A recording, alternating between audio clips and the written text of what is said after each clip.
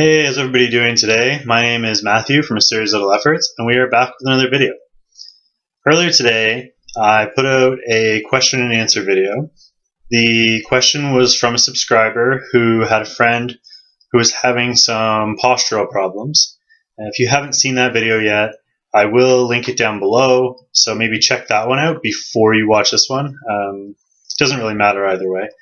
But anyway, the basic premise of the video was that the person in question was having some postural issues and wanted to know how to fix them.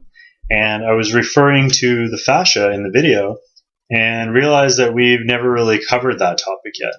So I did mention in the video that I was going to make a video about the fascia. So here we are. So I want to start with the basics and work our way up. The easiest way to introduce you to the fascia is to discuss plantar fasciitis. I'm sure most of you have heard of plantar fasciitis or even have a general idea of what it is. But basically, the plantar fascia it's a band of tissue that connects the heel all the way up to the toes. The plantar fascia is supportive in the whole foot structure, including the arch. So if this gets irritated, it will cause foot pain that will probably need some sort of treatment to make it better. It can make for very uncomfortable walking and other activities. So how are we going to relate this to the rest of your body and the fascia itself? So what I did is I brought in this today. This is a clementine, but you can use an orange or anything like that. And we're going to use this as an example. So let's just peel it open here. You can't really see it on camera, but I will show it to you. Just going to pull it right open without squirting myself in the eye. There we go. I'm going to try and show this to you here. So if we look inside, what you can see is a thin layer of white, basically a white membrane covering the entire orange. You can see the little lines coming out from the center. And then, of course, the whole center of the orange has this fascial substance. So when we look at this, if we really want to pull it apart, we can. I'm not going to, just because I think you get the idea. But actually, maybe we will, just to take a look at it here. We peel this right off.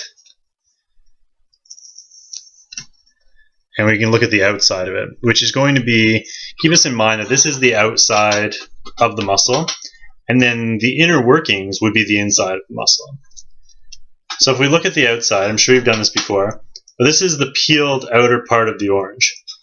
From here, if we separate this and pull these pieces apart, you can see, get a little closer here, you can see the tissue coming apart on the inside. And then the muscle would be underneath that. So let's put this aside.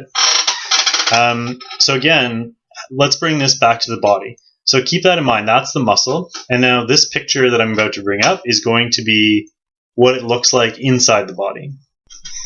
So here's our first picture. As you can see here, the same white layer is covering large portions of the body. Now in this picture, you can only see the larger areas. So right in through the butt there, up at the skull, down at the heel, in through all the joints and ligaments, you can really see it. The rest of the fascia you can't really see. It's not very visible in this picture, as they are trying to show off the muscles. But there's some good examples for you, and it will make it easier to relate the orange idea to this. You can kind of see how the structure works. So we take a look a little further into this. We can see here that we're taking a cross section of the body cavity right down along the rib cage there. So there are 3 different types of fascia. We're not going to get too much into that today. I don't want to bore you guys. But mainly what we are looking at is the superficial fascia. So that is the yellowish layer just directly under the skin and over top of the muscle.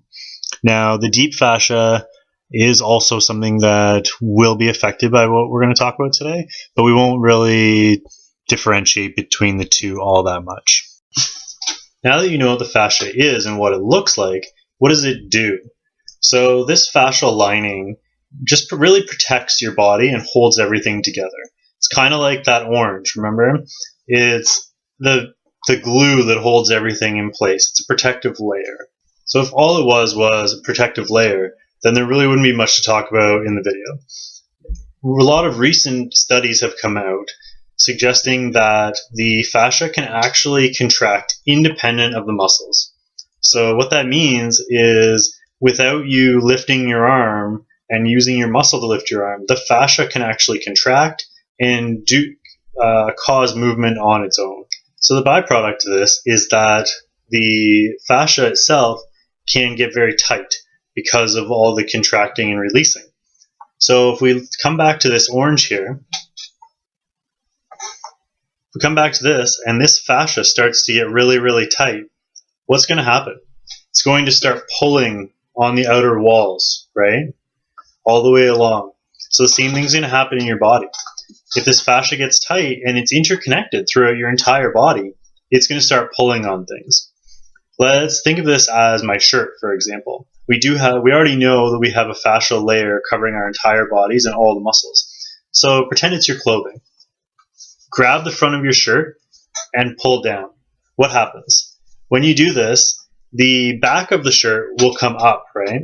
So the same thing's going to happen with the fascia. Say your lower back is tight.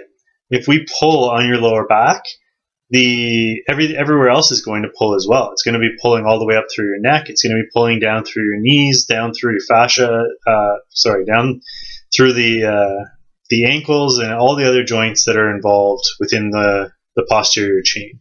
So let's bring a quick picture up here. Here we've outlined one of the larger fascial areas in the body. As you can see by the highlighted area there, there's a lot of fascial bunches in that specific area. So what's happening now? I know a lot of you work desk jobs. Posture is a huge thing in society today. So with this poor posture, or if you're slouching a lot or working at a desk a lot or whatever it is you're doing, you have to think about how tight this fascia is getting. We already know the muscles get tight. What happens though if the fascia gets tight? You have to remember the fascia is way, way, way stronger than the muscle. This is a very, very dense tissue, and it doesn't just release like the muscles do. So if this gets tight and it's pulling all throughout the body, you can almost see what's going to happen here. It's going to pull all the way up to the base of your head, and then from the legs it's going to pull it all the way down to your legs. That whole posterior chain is going to slowly develop tightness, and any problems with any of those areas that you can think of are quite possible to occur from that point moving forward. Knowing that this tissue is so much stronger than the muscles themselves, how are we going to cope with this? With muscles, what do? We stretch them, right? We are going to stretch the fascia itself, but say, for example, we're dealing with the hamstrings. How do you stretch the hamstring muscle differently from the fascia that covers the muscle?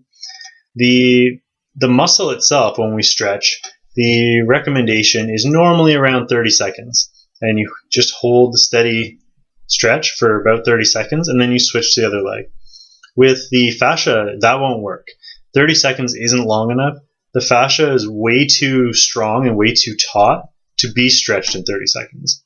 So what you have to do is find exercises or stretches that you can hold for a long period of time. When I'm talking long period of time, I'm talking 4 minutes. 4 minutes should be your guide, and then move from there. So for the hamstrings, what I like to do and what I like to get my clients to do is to do like a wall sit.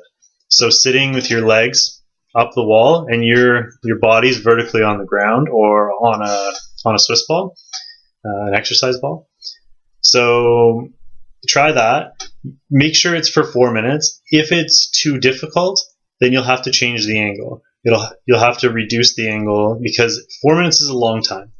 If you get into this and it's an uncomfortable position from the start, you won't be able to last 4 minutes and it won't work. The second tip is make sure that your legs are straight. So when I say straight, I mean your knees should be against the wall. The third tip is having your feet aligned as well. If you have your feet turned out, that's taking a lot of pressure off of the fascia itself. And you want to keep them straight and you want to keep them flat. So you should be able to almost rest something on top of your feet without it falling off or sliding down and touching the wall. So try and keep those three things in mind if you are going to do that stretch. The nice thing about doing this particular one is that it covers such a long part of your body. Usually when we deal with fascial problems, it is in that posterior chain. The posterior chain, for those of you that don't know, is the back part of the body, anywhere from basically the base of your skull, wrapping all the way up your head, all the way down your body, and curling down into your feet, all the way to your toes. So yes, there's fascia all over your body, but that posterior chain portion is super important, as that's the part that's going to cause most of the injuries. So if we wanted to stretch the fascia in that area, stretching from your hip down to your ankles is going to be half of that already.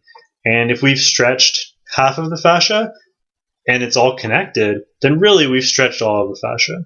So what I try and get people to do is do that stretch for 4 minutes at the very end of their workout. So they've already stretched the muscles. Now we're stretching the fascia, and then you'll be done for the day. So try and keep that in mind when you're tight or sore. If you are having flexibility issues, a lot of people that have been having flexibility issues have been having them for years. And obviously if you're not stretching, it could be muscular. But if you are stretching and you're not getting any more flexible, the issue is the fascia itself. So really trying to do this on a regular basis. I would recommend 2 to 3 times a week at the beginning. And don't cheat out on it. Don't do less than 4 minutes. Really make sure you hold it for the whole time. And just find a nice relaxing position to do it. Bring your phone with you or whatever you have to do to get through the 4 minutes. And you'll definitely notice an increase in your flexibility and a decrease in any stiffness and tightness just by stretching the fascia. Obviously, you do have to stretch the muscles as well. Stretching one without the other is kind of pointless. But taking care of that fascia is just as important as stretching the muscles. So now that we've stretched, we can move on to rolling out. Rolling out is probably the number one thing that you can do for your body and for the fascia itself. So if you are at all active in the fitness community or you have a gym membership, I'm sure you've seen foam rollers laying around all over the place. If you're wondering what that's for, I will be putting out another video on foam rolling. Not only foam rolling, but rolling in general. But basically what rolling does is it breaks up that scar tissue in the fascia. So it's taking a surface, and say if we're doing it up here in the shoulder, we'd be taking like a ball and really rolling through the muscle and scraping through the muscle to break up any scar tissue. This is very similar to massage, but it's more of like it's basically self-massage. It's something you can do yourself. You can do it every single day. Nobody's out there getting a massage done every single day, but this is something that you can help do to break up that scar tissue and keep the fascia nice and long and lean. The most important areas to roll out are going to be your feet, your calves, your hamstrings, and your glutes. Don't worry about your back for now. At the beginning, these 4 areas are going to be the most important and give you the most drastic results. Just to give you a quick example, I've taken a group of people and had them try and touch their toes. This is before warming up or anything. So try to get them to touch their toes. They couldn't do it. Then I got them to roll their feet on a tennis ball for just a few minutes. And then we went back and I said, okay, touch your toes again. And you'd be shocked how many people can now touch their toes. And every single one of them could reach further than they could before. Why is this happening? It's because we've taken that fascia and we've broken up any scar tissue, allowing the fascia to release and allowing you to reach further. You can try it at home. Just grab a tennis ball or a golf ball or basically anything you can roll your foot on that's going to help break up that scar tissue.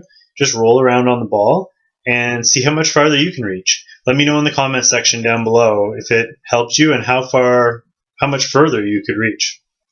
Alright, so that's it for today. I hope you guys enjoyed the video. I also hope you learned something from it. If you have any questions, please don't hesitate to leave them down below. I do get back to every single person and all your questions. We are taking different questions as well for these question and answer videos. So if you have any of those, also either email me directly or leave them in the comment section below. If you enjoyed the video, please like and hit that subscribe button for me. And we'll see you all soon. Have a great day, guys. Bye.